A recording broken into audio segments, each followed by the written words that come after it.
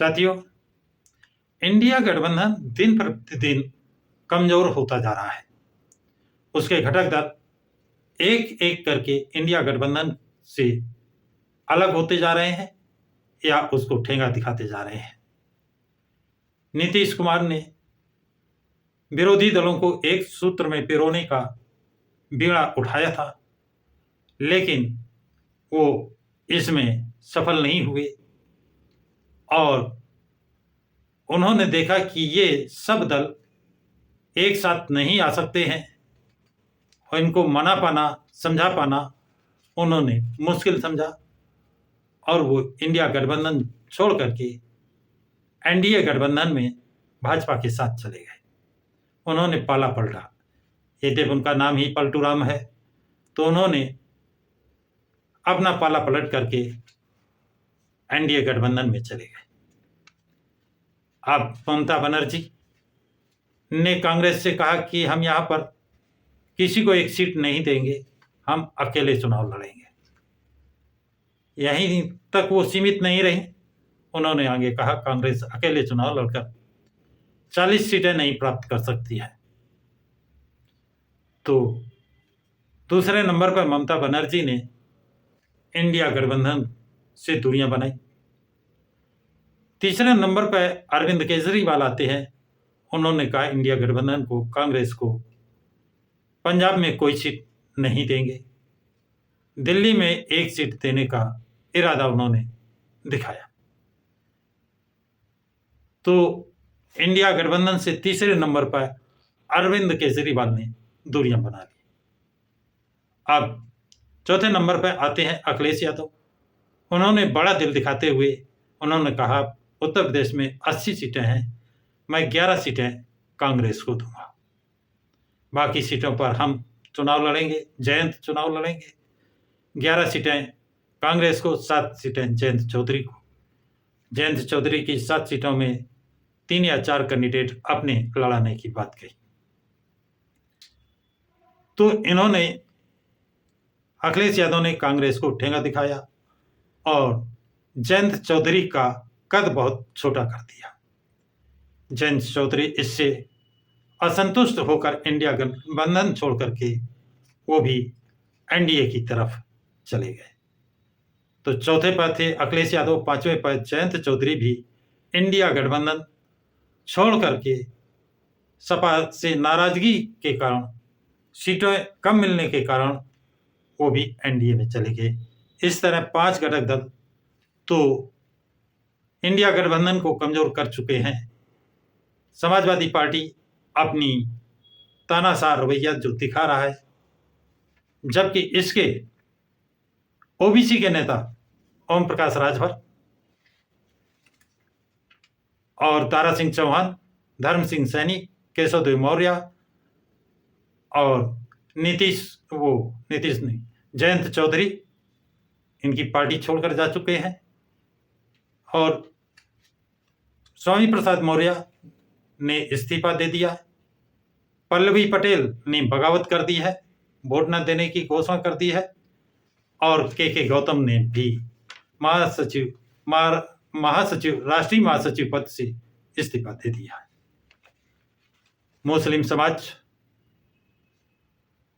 Samajwadi party से दूरियां बना रहा है और वो कांग्रेस और बसपा की तरफ जाने का मूड बना चुका है।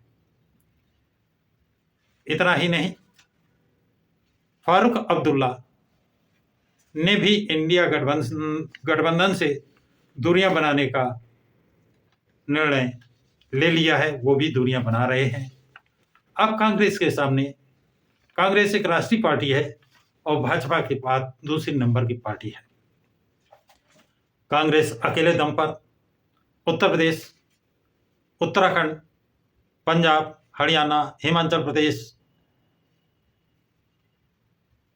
मध्य प्रदेश, राजस्थान, छत्तीसगढ़, उड़ीसा, तेलंगाना, कर्नाटक, आंध्र प्रदेश, बिहार, इन प्रदेशों में अकेले चुनाव जीतने की स्थिति में नहीं है और वहां का कोई लोकल दल बिहार के अलावा कोई इनके पास अन्य प्रदेशों में नहीं है।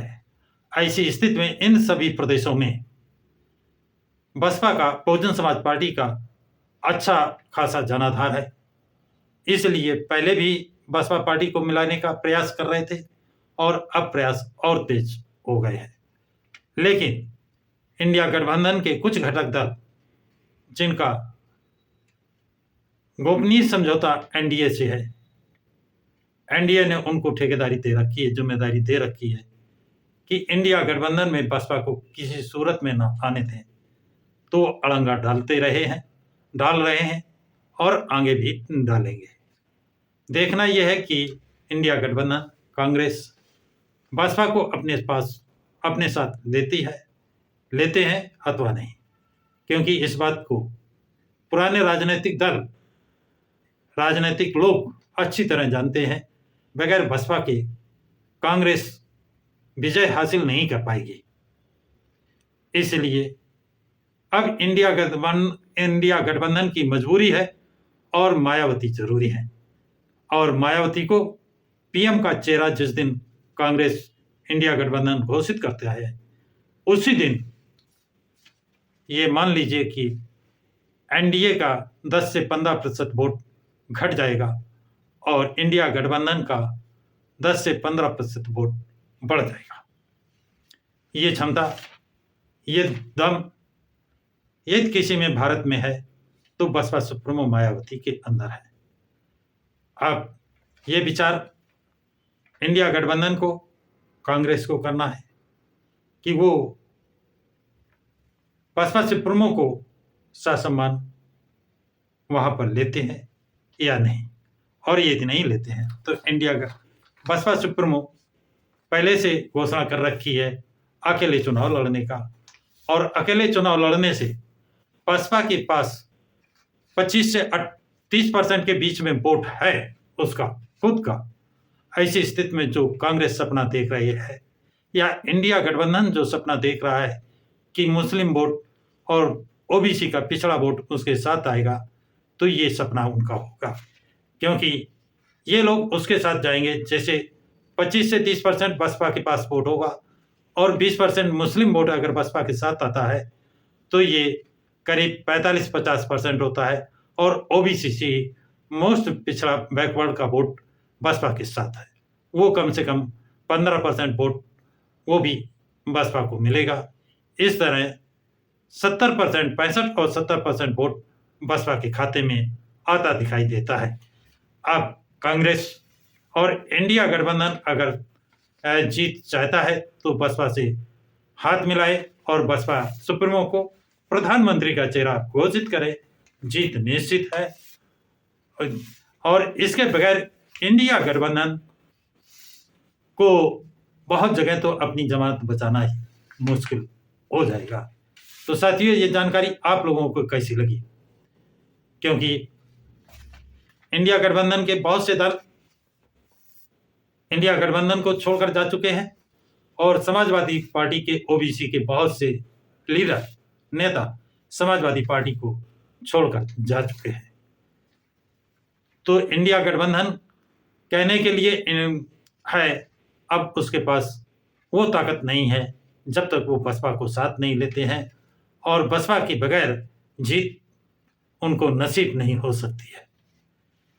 तो साथियों, ये जानकारी आप लोगों को कैसी लगी कमेंट्स बॉक्स में जरूर लिखें, तथा इस वीडियो को लाइक शेयर सब्सक्राइब जरूर करें। चैनल को सब्सक्राइब करते रहें। सभी साथियों को जय भारत, जय संविधान।